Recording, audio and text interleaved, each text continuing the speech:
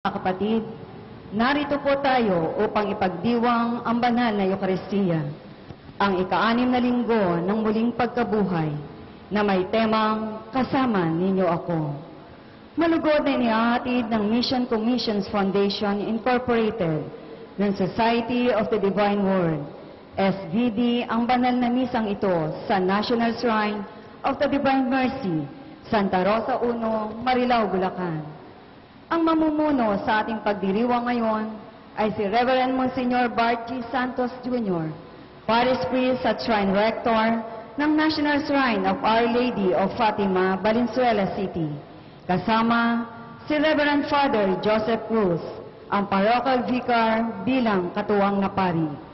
Ang mga awit sa ating misa ay ang grupo ng Lay Minister Choir ng National Shrine of the Divine Mercy. At bilang isang pamilyang nagtitipon sa Panginoon, magsitayo po ang lahat para sa panimula ng ating banal na misa.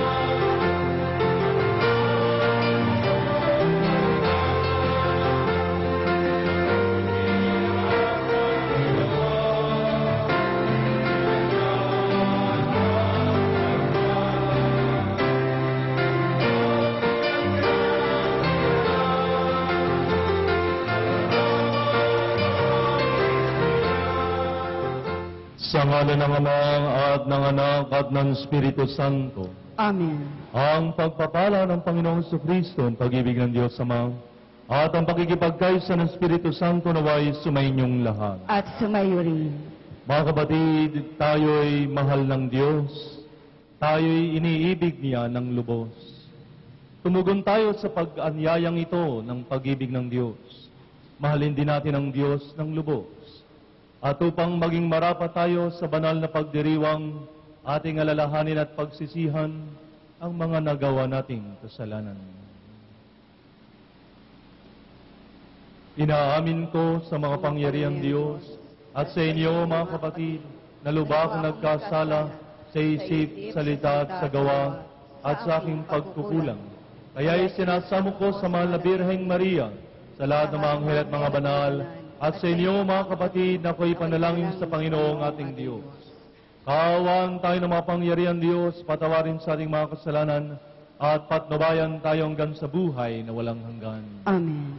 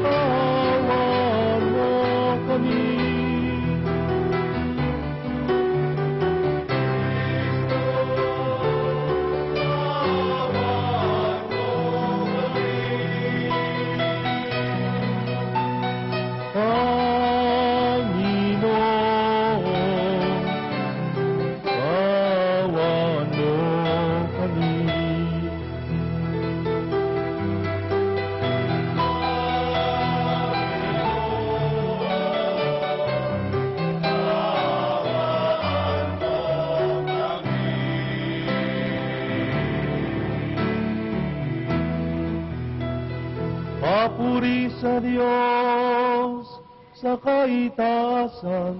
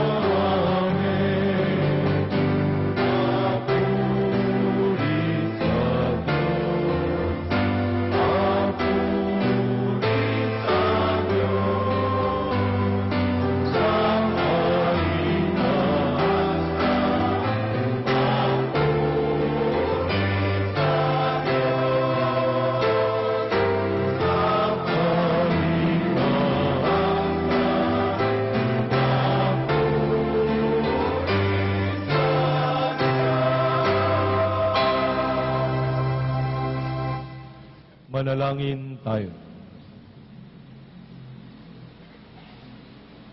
Ama naming makapangyarihan, gawin mo sa masasayang araw na ito ng aming pagdiriwang sa pagkabuhay ni Kristo, kami makaganap ng pagdiriwang na wagas upang aming ginugunita ay lagi naming matupad sa gawa sa pamamagitan ni Jesucristo, kasama ng Espiritu Santo magpasawalang hanggan. Amen. Magsiupo po ang lahat. Ang unang pagbasa ay ipahahayag ni Sister Elena Domingo. Ang salita ng Diyos mula sa mga gawa ng mga apostol. Noong mga araw na iyon, may ilang taong dumating sa Antioquia mula sa Judea at itinuro sa mga kapatid ang ganito: kapag hindi kayo nagpatuli ayon sa kautosan ni Moises, hindi kayo maliligtas. Tinutulan ito ni Pablo at Bernabe at naging mainitan ang kanilang pagtatalo tungkol dito. Kaya't napagkaisahang papuntahin sa Jerusalem sina Pablo at Bernabe at ang ilan pang kapatid sa Antioquia upang makipagkita sa mga apostol at sa matatanda tungkol sa suliraning ito. Kaya't minabuti ng mga apostol, ng matatanda at ng buong simbahan na pumili ng ilan sa kanila upang saguin sa Antioquia kasama sina Pablo at Bernabe. At sinugo nila ang mga pangunahin ng mga kapatid, si Judas na tinatawag na Barsabas at si Silas.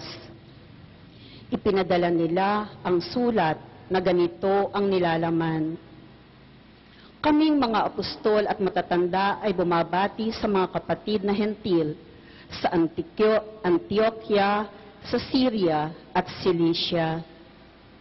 Nabalitaan naming ginugulo kayo ng ilang kasamahang galing dini, bagamat hindi namin sila inutusan.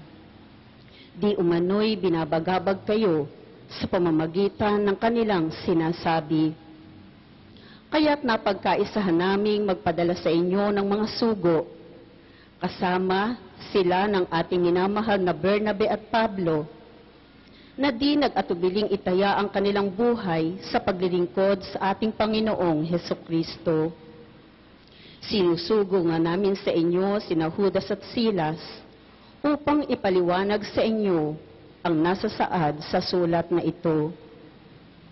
Sa udyok ng Espiritu Santo, ang naging pasya namin ay huwag na kayong atangan ng iba pang pasanin maliban sa mga bagay na talagang kailangan. Huwag kayong kakain ng anumang inihandog sa mga Diyos-Diyusan, ng dugo at ng hayop na binigti. Huwag kayong makikiapid. Layuan ninyo ang mga bagay na ito at mapapabuti kayo. Paalam.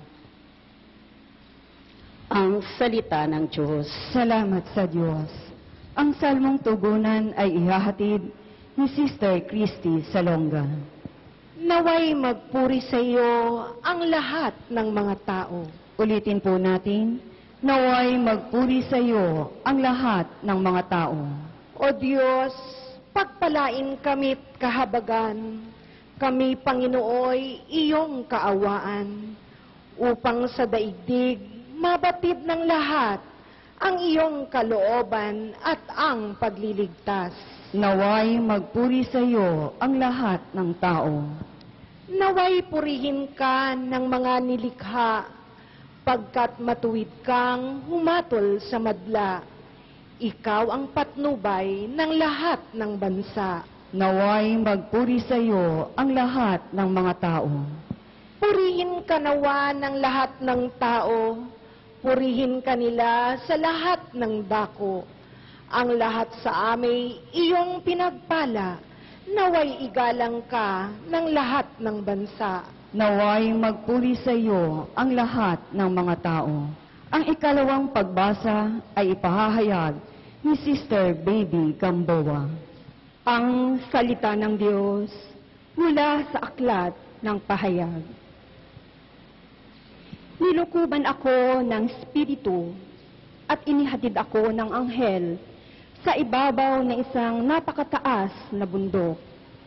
Ipinakita niya sa akin ang Jerusalem, ang banal na lungsod, na bumaba mula sa langit, buhat sa Diyos. Nagliwanag ito dahil sa kaniningan ng Diyos. Kumikislap na gaya ng hiyas na hasping sinlinaw ng kristal. Ang pader nito'y makapal at mataas at may 12 pinto. Bawat isa'y may bantay na anghel. Nakasulat sa mga pinto ang pangalan ng 12 lipi ng Israel. 3 ang pinto ng bawat panig. 3 sa silangan, 3 sa timog, 3 sa hilaga, at 3 sa kanluran. Ang pader ng lungsod ay may 12 saligang bato at nakasulat dito ang pangalan ng 12 apostol ng Kordero. Napansin ko na walang templo sa lungsod sapagkat ang Panginoong Diyos na makapangyarihan sa lahat at ang Kordero ang pinakatemplo roon. Hindi na kailangan ang araw o ang buwan upang liwanagan ang lungsod, pagkat ang kaniningan ng Diyos ang nagbibigay liwanag doon at ang Kordero ang siyang ilawan. Ang salita ng Diyos. Salamat sa Diyos. Magsitayo po ang lahat bilang paggalang sa mabuting balita ng Panginoon.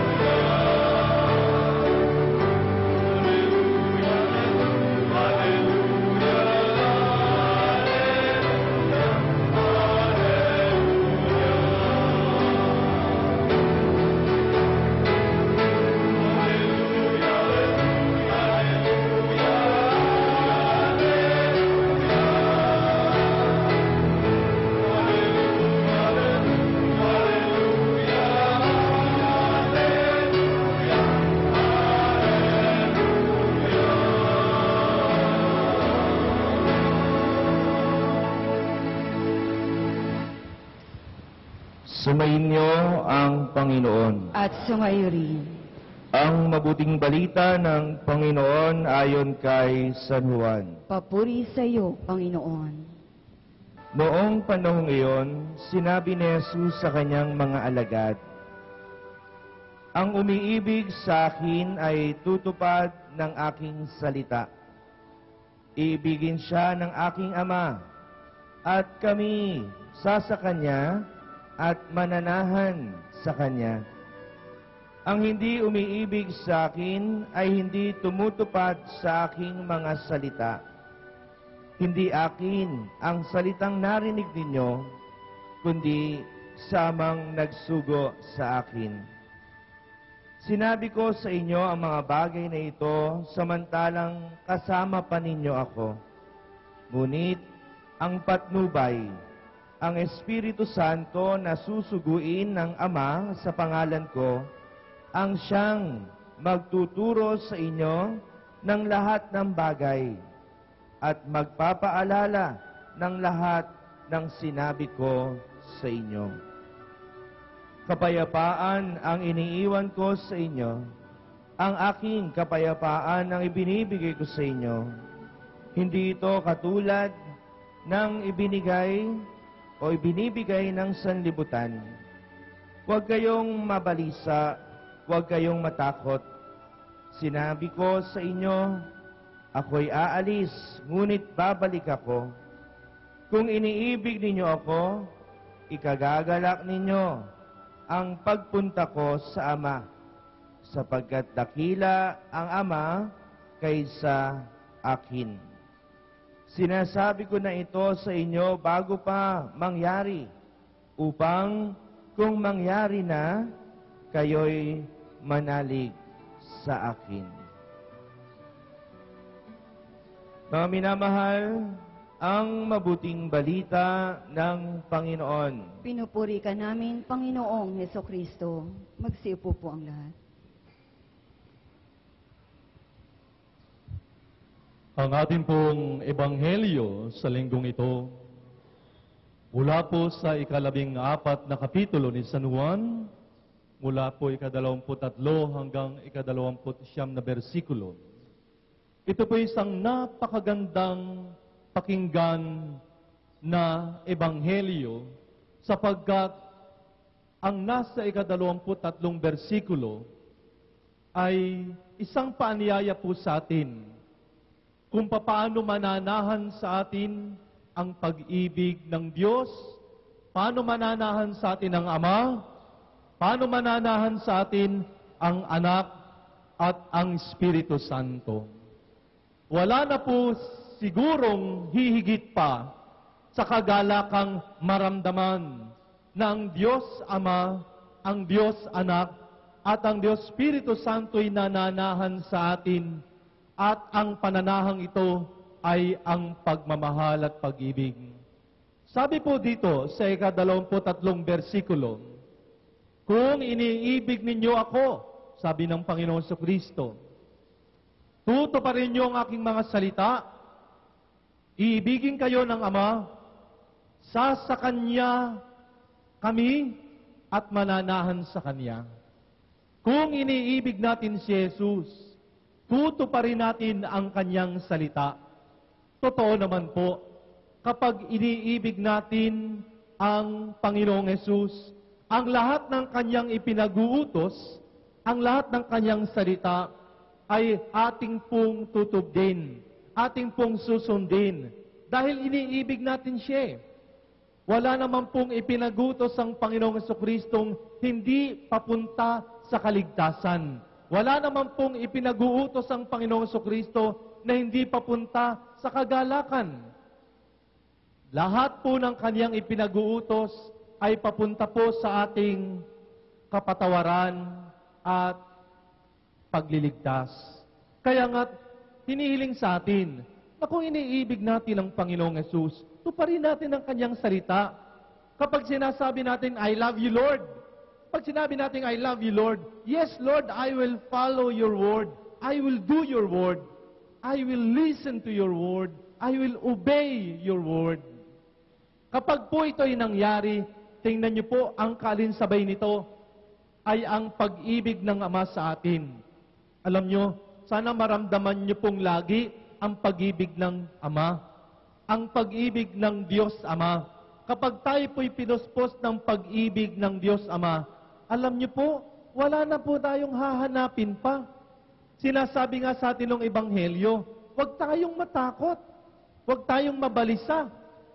Ano po ba ang nakapagpapabalisa sa atin? Ano po ba ang nakapagpapatakot pa sa atin? Alam niyo po, sinasabi nga na ang kabaligtaran o ang kabalintunaan ng pag-ibig ay takot. Kapag ikaw ay takot na takot, may kakulangan pa sa iyong pag-ibig. Kapag ang isang bata po'y takot na takot, sa palagay niyo, saan pupunta ang batang takot na takot? Pag ang isang bata ay nanginginig sa takot, sa palagay niyo, saan siya pupunta? Kay Batman? Kay Superman? Kay Captain America? Saan siya pupunta? Sa minamahal niyang ina o sa minamahal niyang ama? Sapagkat yung pag-ibig ng isang ama o ng isang ina, na yung yakap sa isang bata, nawawala po ang takot. Yung larawan pong iyon ay napakaganda kung sa atin mangyayari. Kung tayo po'y takot na takot, balisang-balisa, hindi naman po aalisin sa atin ang matakot tayo, ang mabalisa tayo sa problema. Hindi ibig sabihin po na minamahal tayo ng Diyos ay hindi na po tayo makararanas ng takot at pagkabalisa. Bagkus, makararanas pa rin po tayo nang tatakutin tayo ng problema ng buhay. Tatakutin tayo ng kamatayan. Tatakutin po tayo ng kagipitan sa buhay. Babalisahin tayo ng ating mga kaaway. babalisahin po tayo ng ating mga kasama sa bahay. Babalisahin po tayo ng napakaraming isipin na parang habang nangyayari ito, ay naiisip mo, mahal pa ba ako ng Diyos? Iniibig pa ba ako ng Diyos? Mga kapatid, kaya nga po, nangyayari sa atin ito sapagkat alam natin na kapag ito'y nangyari, mayroon tayong Ama na pupuntahan, na yayakapin. Meron tayong Ama na pakikinggan at meron tayong Amang tatawagan upang sa gayon maramdaman po natin ang kanyang pagmamahal. Kailan po natin kailangan ng pag-ibig ng Diyos? Pag tayo masayang masaya, pag tayo po'y pinagpala, pag punong-puno po tayo ng blessing, do we really need that love of God when we are full of blessing, grace, and prosperity? I don't think so. You need more and intensely need more of God's love when you are seemingly away from Him. Para ho bang isang goma yan, ano? Sabi nga nila, yung goma, habang binabanat mo, di ba lalong mas tumitindi yung tensyon ng paghatak papunta sa gitna. Pag tayo po'y namomroblema at tayo po'y may mga kapigatian, it is just like a rubber band being stretched. Parang nalalayo ka sa Panginoon. Pero habang parang nalalayo ka sa Panginoon dahil sa problemang ito, mas tumitindi yung batak papunta sa Kanya. Yan po ang pag-ibig ng Diyos. We need Him. Kailangan natin siya. Kaya nga po, kailangan natin ang Panginoon. Kaya kapag sinabi ng ating Panginoong Hesus, sundin yung aking mga salita, iibigin kayo ng Ama. Tama, magiging ganap ang ating buhay. At dahil po doon, ito po ang pinakamagandang bunga. Sasakan niya dun sa tao, mananahan sa kanya. Ang sabi ng Panginoon, we will dwell in you. Alam niyo po, napakaganda po ng salitang dwell, yung manahan. Napakaganda po niyan sa Biblia. Napakainam po na maunawaan natin na kapag nanahan sa atin ng Diyos Ama at ang Anak at ang Espiritu Santo, ako na po ang magsasabi sa inyo. Tayo po'y naglalakbay papunta sa kaligtasan. Tayo po'y naglalakbay papunta sa kaharian ng Diyos. Ito po ang idalangin natin mga kapatid sa linggong ito. Napanahanan nga po tayo talaga ng ating Ama at ng Panginoong Jesucristo at ng Espiritu Santong tinatawag na Parakletos, tinatawag na Advocate, tinatawag na Patnubay. Alam niyo po, kapag ang Espiritu Santo ay nanahan sa atin, ang pag-ibig ng Diyos ay nananahan sa atin, ang kapayapaan ni Kristo ay nananahan sa atin, at ang kagalakan ng Diyos ay mananalaytay sa ating buhay. Kaya mga kapatid, idalangin po natin sa linggong ito. Ito ang matanggap nating biyaya. Maiparamdam sa atin ang pananahan ng Diyos, ang pag-ibig niya, ang kapayapaan at kagalakan. Idalangin natin sa Panginoon na tunay nating maramdaman sa ating puso ang kanyang pag-ibig upang mawala ang takot, mawala ang pagkabalisa, at manatili tayo sa kapayapaan. Mga kapatid, dalangin ko rin po para sa inyong lahat, sa inyo pong mga nakikinig, sa inyo pong mga nagsisimba, ang pananahang ito ng Diyos Ama, ang pananahang ito ng Panginoong Jesucristo, ang pananahang ito ng Espiritu Santo. Nawa, sa banal na misang ito'y matanggap natin ang biyayang ito. Maging templo tayo ng Panginoon, manatili siya sa atin, manatili ang kanyang pag-ibig, manatili ang kanyang awa, manatili ang kanyang habag. Amen. Magsitayo po ang lahat.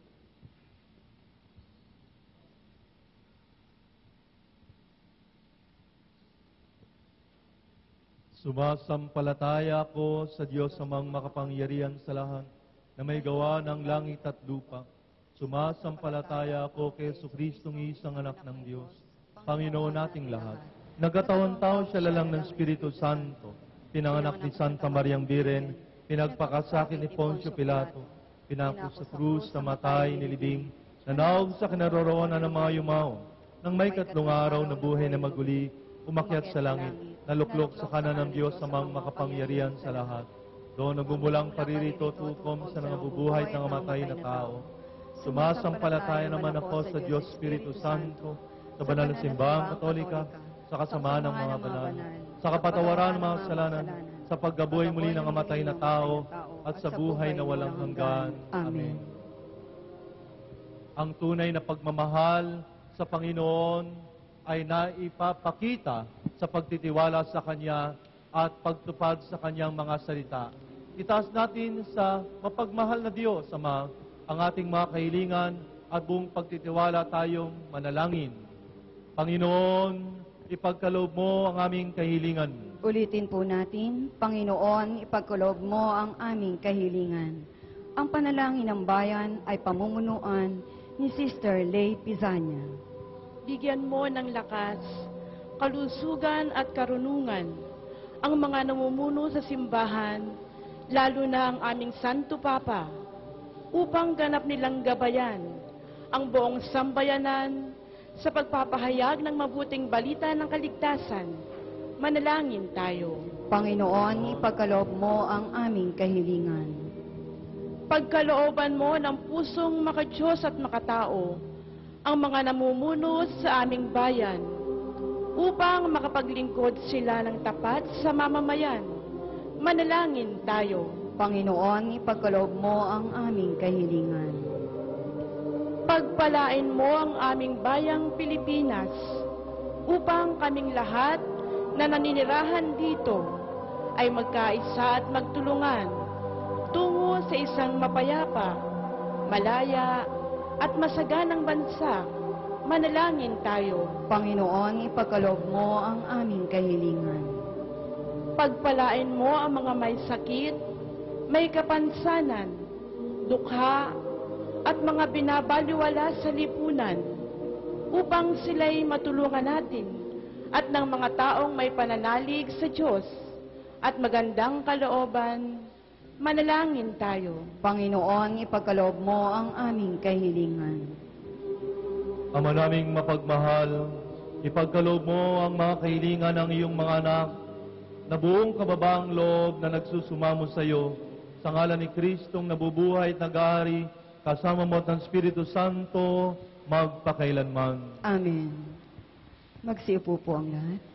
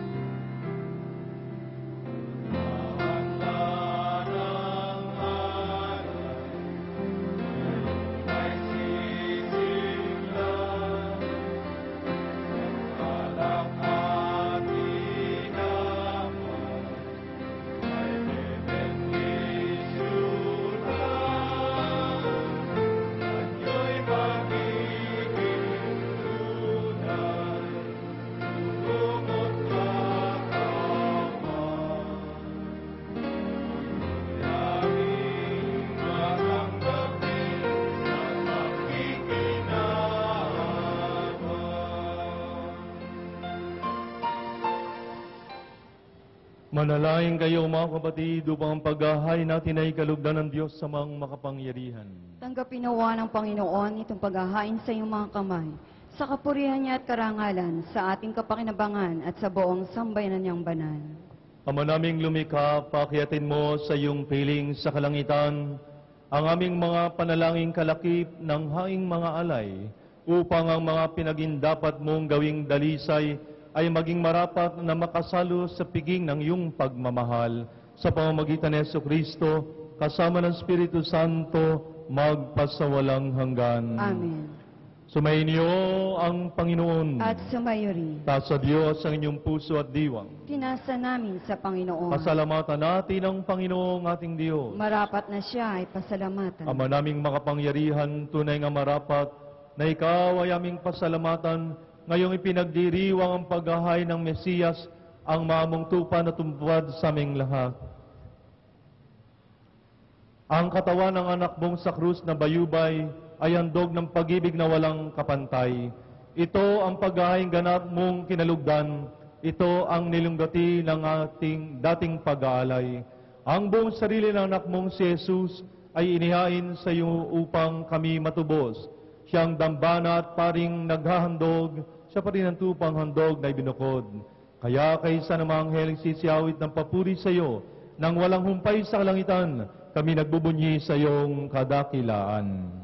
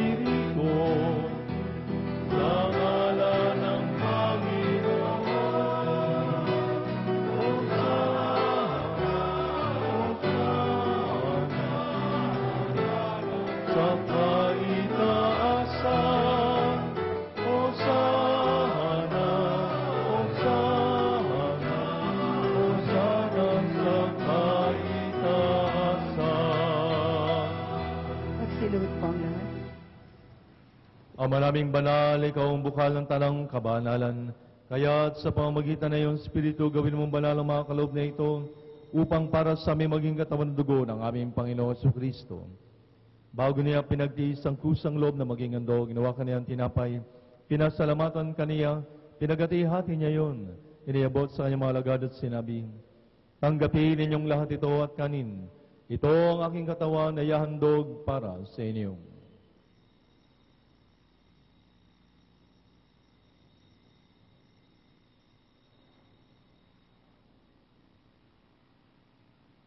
Gayun din naman, umatapos sa ngapunan, nuwa kaniyang kalis, muli kaniyang pinasalamatan. Iniabot niya ang kalis sa kaniyang mga alagad at sinabi, tanggapin ninyong lahat ito at inumin. Ito ang kalis ng aking dugo, ng bago at walang hanggang tipan. Ang aking dugo na ibubuhos para sa inyo at para sa lahat sa ikapagbabawad ng mga kasalanan. Gawin ninyo ito sa pag-alala sa akin.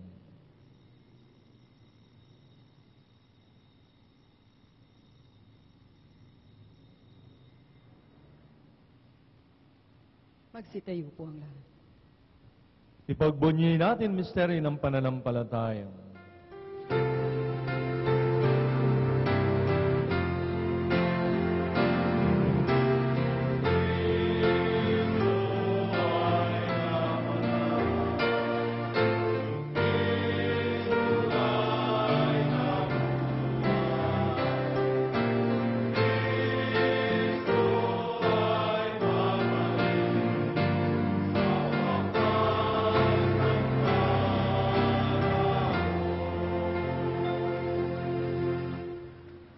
Ama, ginagawa namin ngayon ang pag-alala sa pagkamatay at muling pagkabuhay ng iyong anak. Kaya tinialay namin sa iyo ang tinapay na nagbibigay buhay at ang kalis na nagkakaloob ng kaligtasan. Kami nagpapasalamat dahil kami minarapat na tumayo sa harap mo para maglingkod sa iyo. Sinasamo namin kaming magsasalo-salo sa katawan ng dugo ni Kristo ay mabuklod sa pagkakaisa sa pamamagitan ng Espiritu Santo. Ama, lingapin mo po ang iyong simbahan laganap sa buong daigdig. Puspusin mo kami sa pag-ibig, kaysa ni Francisco na aming Papa, at ni Jose na aming Obispo, at ng Tanang Kaparian. Alalahanin mo rin po ang mga kapatid naming nahimlay, nang may pag-asang sila'y muling mabubuhay, gayon din lahat ng mga pumanaw. Kaawaan mo po sila at patuloyin sa iyong kaliwanagan. Kaawaan mo at pagindapatin kaming lahat na makasalo sa iyong buhay na walang wakas. Kaisa na mahal na Birhen Maria ni Ina ng Diyos, ni San Jose, ang kanyang kabiyak na puso, kaisa ng mga apostol at ng lahat ng mga banal na namuhay dito sa daigdig ng kalugod-lugod sa iyo. May pagdiwang nawa namin ang pagpupuri sa ikararangal mo sa pamamagitan ng iyong anak na aming Panginoong Heso Kristo.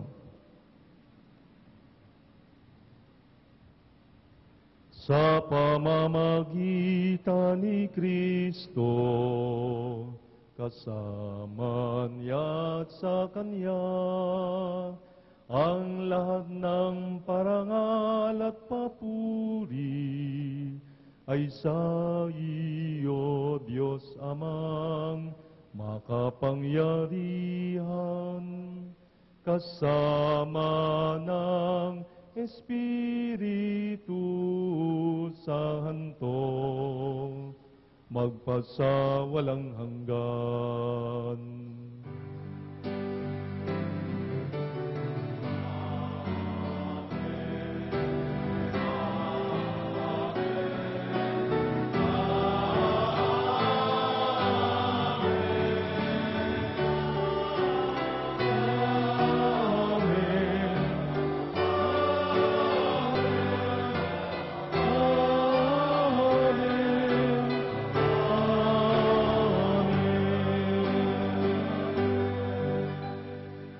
Mga kapatid, tayo sama-sama ngayong tumawag sa ating mapagmahal na Ama.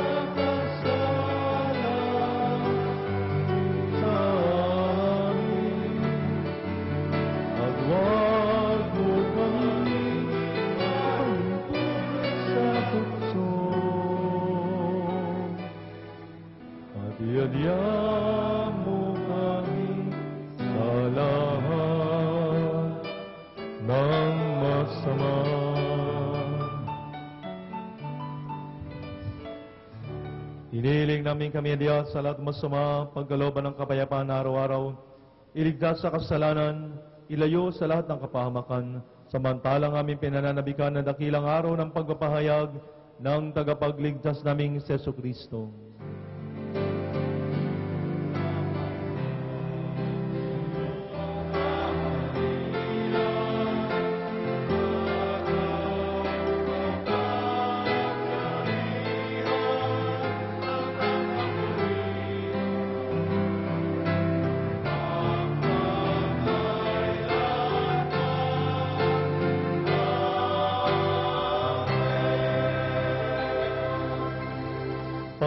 Panginoong Kristo, sinabi mo sa iyong mga apostol, kapayapaan ang iniiwan ko sa inyo, ang aking kapayapaan ang ibinibigay ko sa inyo.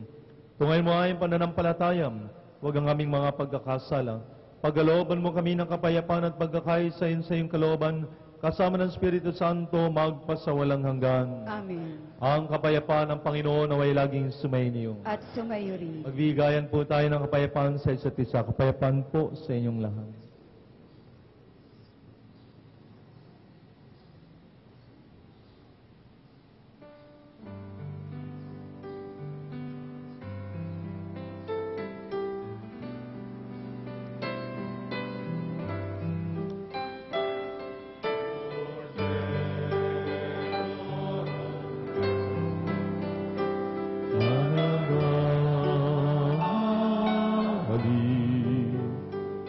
Ng mga kasalanan ng sanlibutan,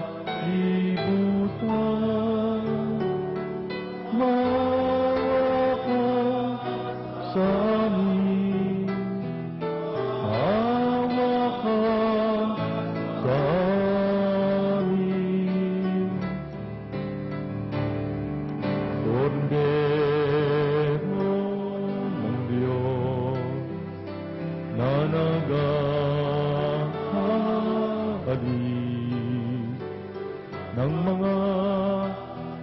kasalanan ng sanlibutan,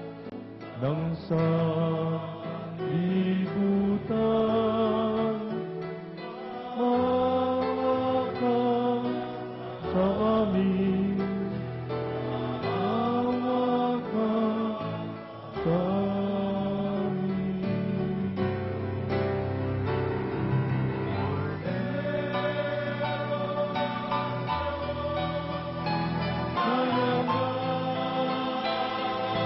amin.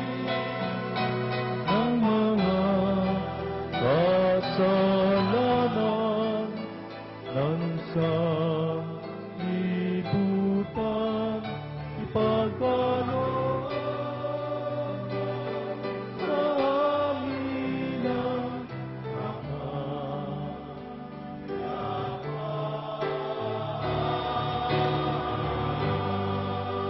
Magsilod po ang lahat.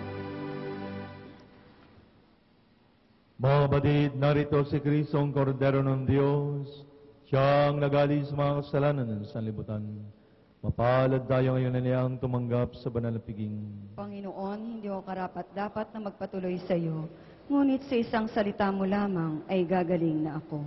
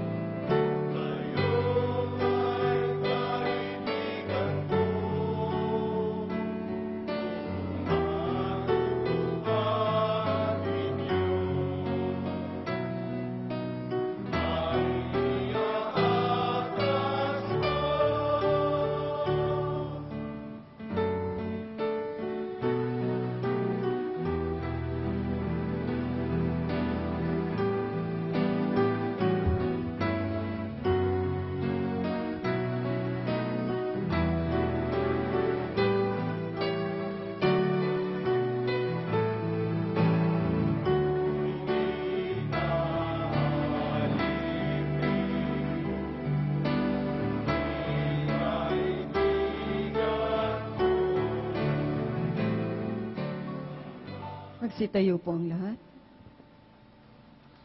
Manalangin tayo. Ama naming mapagmahal, kami pinagsalo mo sa pagkabuhay ng iyong anak, ay papakinabangin mong lagi sa kaniyang lakas, bilang bungang masagana ng dulot mong pagliligtas sa pamamagitan niya kasama ng Espiritu Santo, magpasawalang hanggan. Amen. Yumuko po tayong lahat bilang pakikiisa sa panalangin para sa pamilya na pangungunahan ni Ginoong Albert Corpus at Ginang Shirley Corpus, kasama sina Jaira at Jem Albert Corpus. O Diyos, mapagmahal at mahabaging Ama, pagbuklod-buklodin po ninyo ang lahat ng mga pamilya sa pamamagitan ng inyong dalisay na pag-ibig, may pagkakaisa at pagtutulungan. Daluyan po ninyo ng inyong banal na Espiritu Santo ang bawat miyembro ng aming pamilya, ng pag-unawa, pagtitimpi at pagmamalasakit sa isa't isa. Leyo po ninyo sila sa mga bagay na maaaring magdulot ng di pagkakaunawaan at kapatian. Sa bawat pagkukulang nila, igawad po ninyo ang inyong patawaran at kapayapaan. Naway, ang tunay na pagmamahalan at pagmamalasakit ng mga magulang ang siyang magbigay inspirasyon at pag-asa sa kanilang mga anak. Naway, ang mga anak ay patuloy na pahalagahan ang kanilang sarili upang sila ay makapagbigay halaga rin sa kanilang mga magulang, sa mga taong may katungkulan at sa kanilang kapwa. Ipagkaloob po ninyo ang pagmamahalan, pagkakaisa at pagbibigay galang sa bawat pamilyang Pilipino upang ito ay magsilbing huwaran ng buhay Kristiyano. Ang lahat ng ito ay niling po namin sa ngalan ni Jesucristo at ating dakilang Panginoon at tagapagligtas. Amen. Sumayin niyo ang Panginoon. At sumayo rin. Pagpalain kayong lahat ng mga pangyarihan Diyos Amang at Anak at Espiritu Santo. Amen. Taglay niyo sa inyong pag-alis ang pag-ibig, kapayapaan at kagalakan ni Kristo. Salamat sa Diyos. Purihin ang Panginoon.